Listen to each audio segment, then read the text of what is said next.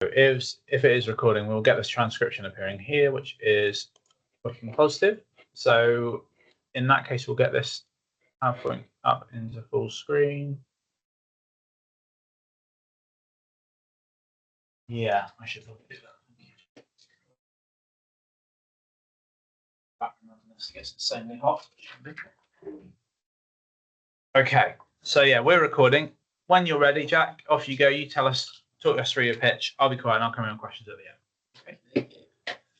Well, my time project will be of a puzzle room. I like to do 3 rooms, if possible. I'd like it to be quite well calming and relaxing. Hopefully, music behind that will help with that if I can do that. The project I don't think will take too long, but if it does, it does, I guess. The format of it will be on PC. If I can get it to console, I will try, but don't know if I can.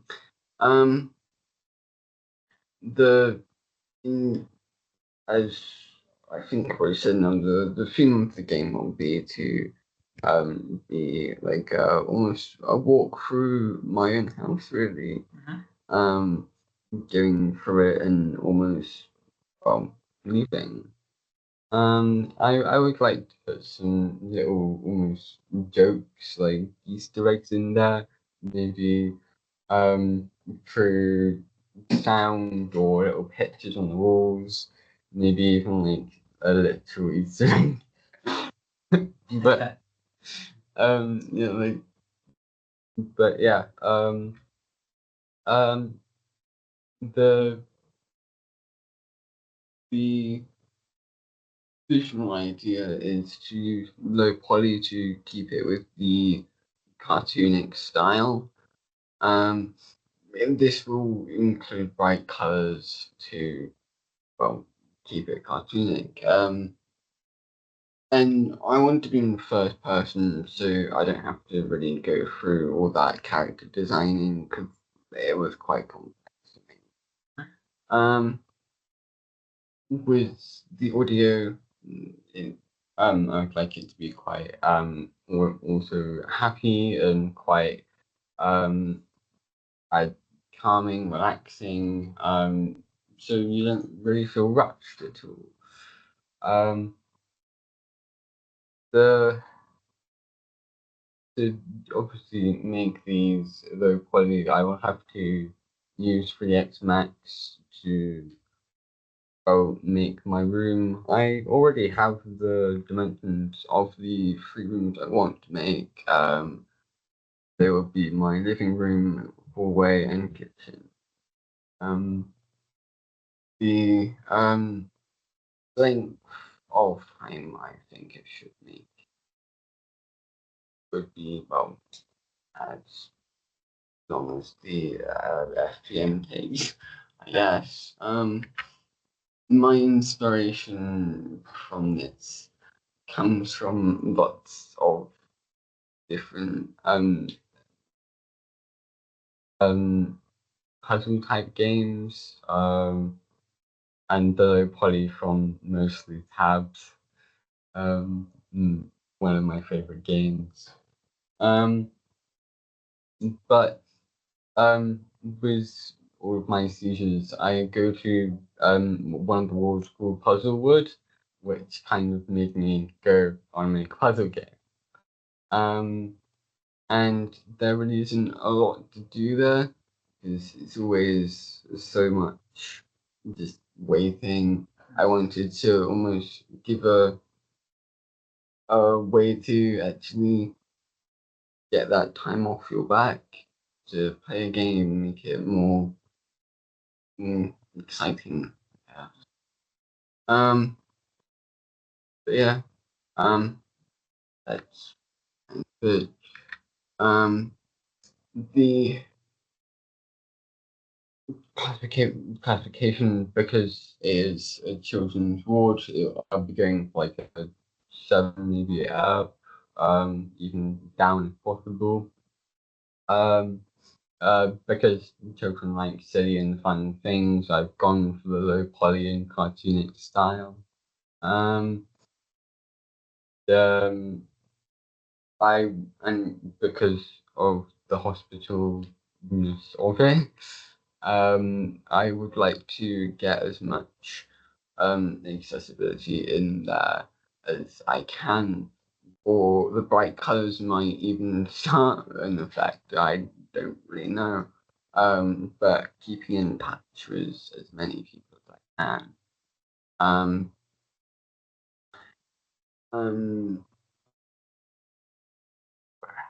Yeah. And I've already said that, so everyone can fill in there.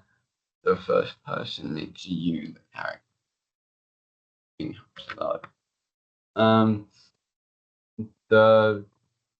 I will have to look into more puzzle type games to know where I should be placing these puzzles and what types to do.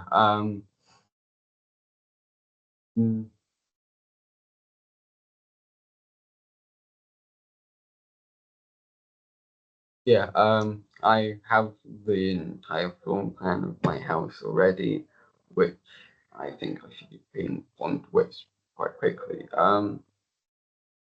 But yeah, I'm not great with research, so I'll have to look more into that.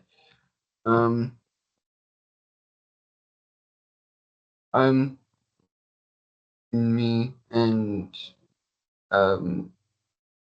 Jen be looking into how to scale the time and how to keep in touch. So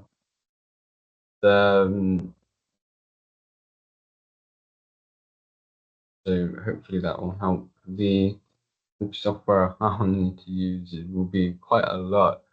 Only recently Sam told me that I might not need Substance Painter, so that could help since I don't have it at home. The only problem I can find with that is using the Unreal software. It can be a bit tacky when getting between home and college. I'll try to use something to do that, but I'll have to see. I'm really quite.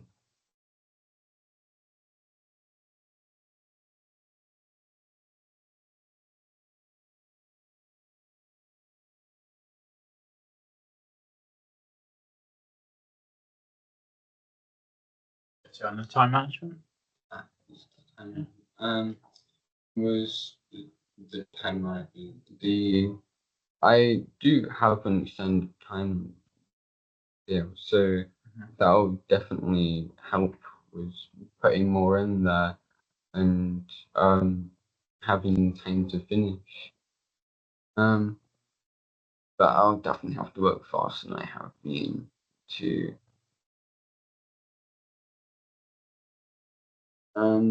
I don't have a real story of it, but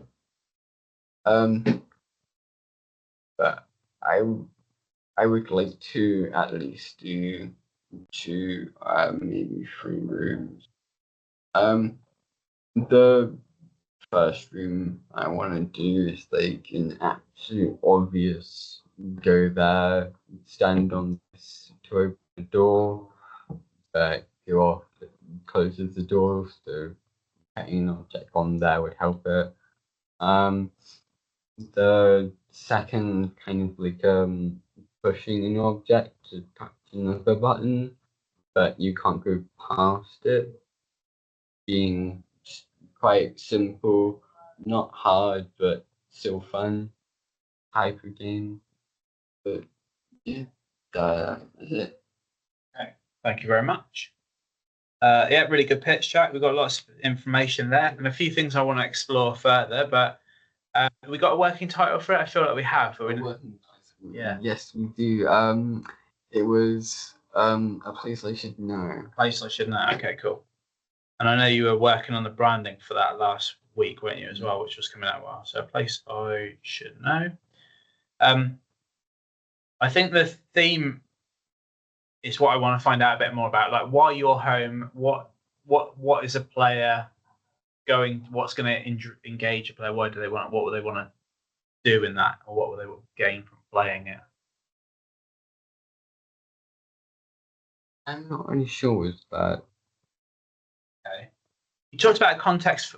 Was the context where you said about where they would play it would be waiting, or where you would play it? Yeah. Waiting in hospital. In the Puzzlewood, everyone would just be sat down in these chairs, basically just waiting in this ominous feeling. Yeah. I guess. So having something to enjoy, at least the kids can skip time. Cool. That sounds so. So the specific location where it's designed to be played is for people that are waiting for, children or young adults waiting for treatment or waiting to be seen. In Puzzlewood, you said, is that right? Yeah. Is that the name of the ward or the name of the ward? Ward, yeah. Okay, cool. So my question to you would be like, why is it set in your home then? Why is it not set in Bristol Infirmary or like the location for that?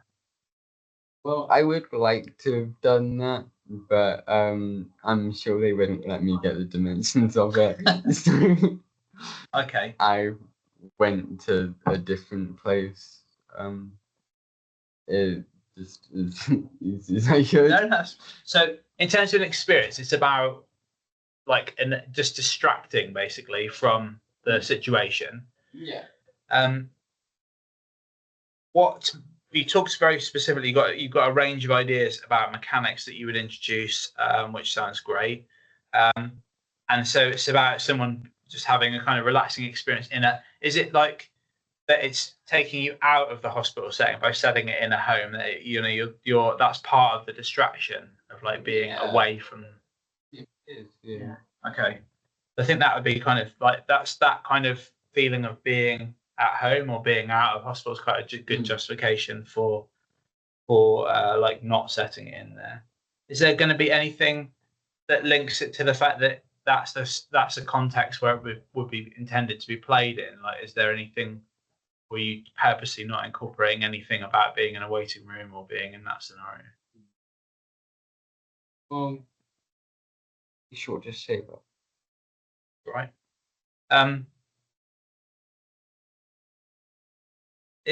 What have I got here? So why 7 as a Peggy rating? Why not like 3+, for example, if it's being close? What would it contain that would mean it couldn't be for even younger ages? I'd probably say the in the intelligence. It kind of sounds mean, but it would have to need at least some kind of intelligence to understand how the puzzles work. Okay. In which being as small as 3 might be a bit too hard. Okay. So yeah, that's well justified. So the level of challenge that you're wanting to provide is going to be too much for someone that's under 7, basically. Yeah. The difficulty of the challenges. That sounds really good. And so we've got a number of Easter eggs and things that are very personal to you in the project, which again, like, sounds nice. You talked about the trying to get away from all the restrictions around using substance painter. That's one of your main things at home that you can't access. And then you talked about the fact that you didn't need that. What's the alternative then? How would you be texturing if you're not using substance painter? Well, I could use 3DX Max's system, but I'm not quite sure how to get that into Unreal. I have to figure that out. Yeah, because you said about a low poly art style, right? So what would be an influence of that? If I can get my head around how it's going to look, what would be a game that looks like it or is close to it visually? Well, it all might look quite blocky and quite using the lighting effects. I wouldn't really have to color anything myself. Okay. because of the direction of the house,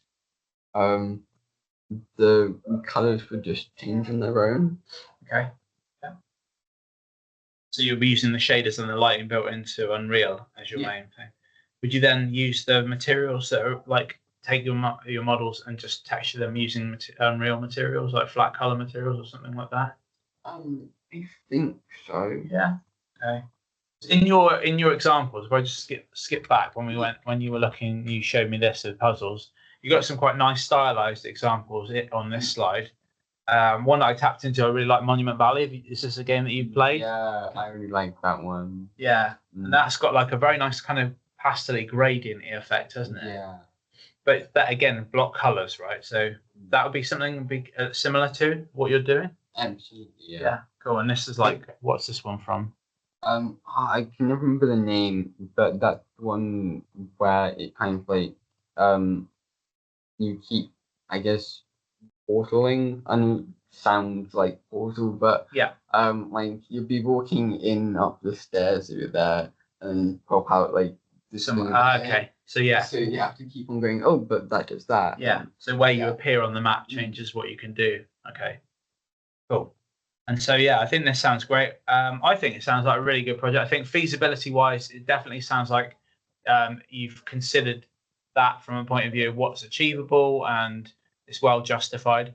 I think things to look at next would be like the next thing would be little tests, like so not making the entire space. Have you thought about an approach to making the project? Are you going to be using some of the techniques that Sam covered in the group project using modularity, for example? Yes, definitely. Like the first level in Portal, where you have the big button of saying go there. Yeah. I would like to make something similar to that, but make it just even more that obvious by maybe even building some big red arrow pointing up and down. Cool. Yeah. Like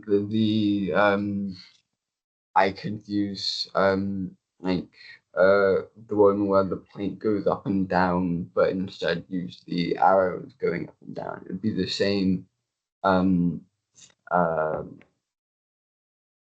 sort of the programming. Yeah. Okay, cool. So you repeat that and then build on that. Yeah.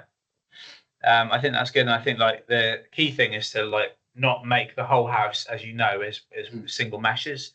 Like make a wall section with a door, and then we can, there'll be bits that you can repeat. Yeah, it's what I intend to do. Right. Sounds really good.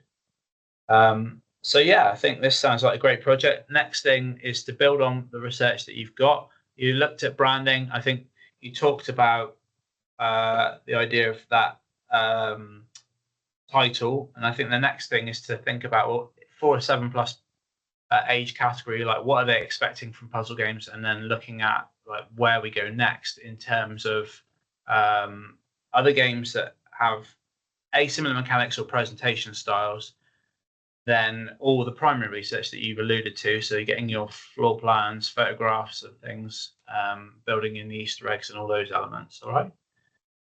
So that sounds good to me. And then basically we'll call that a day, I think, and recording wise. The next thing, for the benefit of the recording, we're going to look at your project proposal form in a couple of days' time and just sign that one off. Once that's done, we can then work on everything to do with that. Okay. Perfect. All right.